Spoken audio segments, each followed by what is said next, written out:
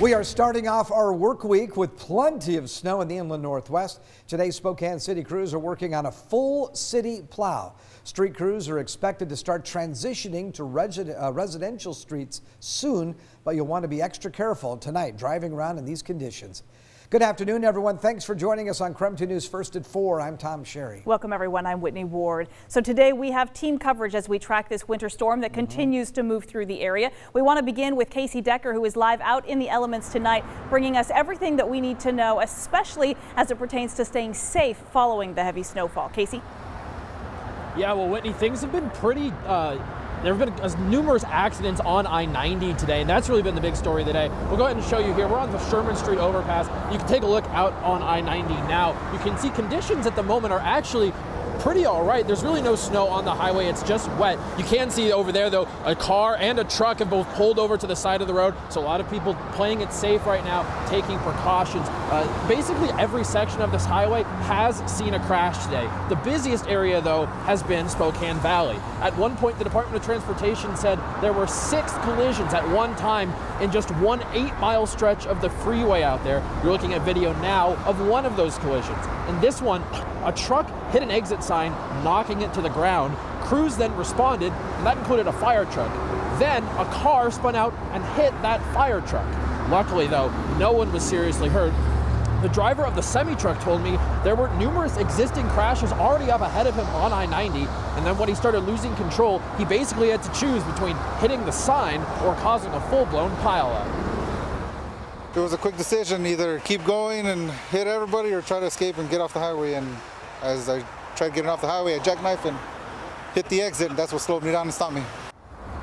That scene, by the way, was cleared about an hour and a half or so ago. Troopers and state transportation crews have cleared numerous scenes over the course of the day. In fact, they've been so busy, they haven't had time to actually count all of them yet, but they did tell us things were relatively calm in the morning and then picked up over the course of the afternoon. As we head into the rush hour here, we'll of course be monitoring the highway and letting you know of any impacts to your afternoon commute. For now, reporting live in Spokane, Casey Decker, KREM 2 News. Really important information. Casey, Thank you very much. So enough snow has fallen now that the city of Spokane officially launched that full city plow.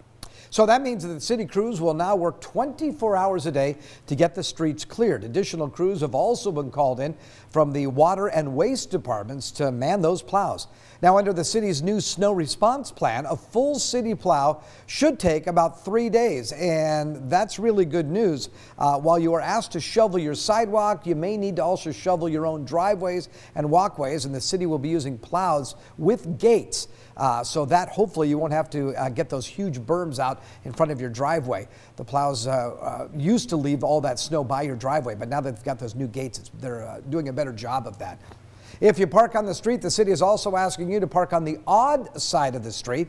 That means on the side with addresses that end in odd numbers. City also asks you to assist your neighbors who might need help shoveling snow from their driveways or their sidewalks. And you can keep track of the city's plow progress really easily online. Right now, a majority of the streets, as you can see, are shaded in purple. That means crews are still working on and monitoring those areas. There are some green lines. Those on the map mean snow removal status is now complete. The blue lines mean working, and the red lines mean coming up next. So to track the status of city and residential streets, we've got a link straight to this website. Just go to krem.com.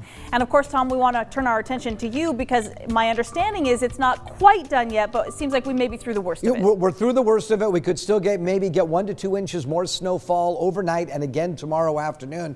But boy, it is tough traveling conditions. Look at some of the higher elevations. This is at Lookout Pass, and as you can see, snow and ice on the roadway, and it looks horrible on Snoqualmie Pass. So horrible that the eastbound lanes right now are closed, and you have to have chains on your vehicle unless you're a 4-wheel drive or an all-drive vehicle, but chains for the other vehicles. And as you can see, it looks terrible. As I said before, the eastbound lanes are closed to traffic. So the winter storm warning in effect across Spokane, Coeur d'Alene, also down into the Washington and Idaho Palouse through tomorrow morning. We have a winter weather advisory to the north of us. The northern valleys did not get nearly as much snow as we saw to the west of Spokane and to the south of the Spokane area. Pullman got up to 9 inches of snow. Can you imagine that? It's 21 degrees right now. the wind is out of the south at 7 miles an hour. That's a big deal. Wind coming out of the south. And that means we're going to slowly but surely get warmer air moving into the inland northwest. And look at all of the snow down, as we're talking about, in the lower Columbia Basin and into the Washington and Idaho Palouse. So 95 and Highway 195 are very, very dangerous as you get out of Spokane and Kootenai County and head farther south. Be very careful.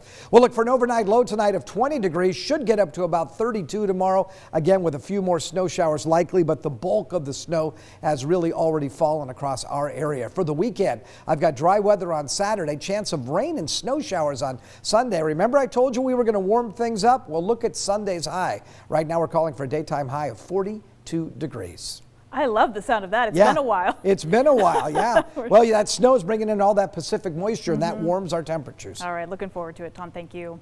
Well, Eastern Washington is officially back in phase 2 of the state's reopening plan, which means laughs are coming back to Spokane. I'll mow your lawn, I'll donate plasma, whatever you need to do to make sure comedy comes back. We were trying to do it. Coming up right after the break, one local entertainment venue is back open after working pretty odd jobs for the last year.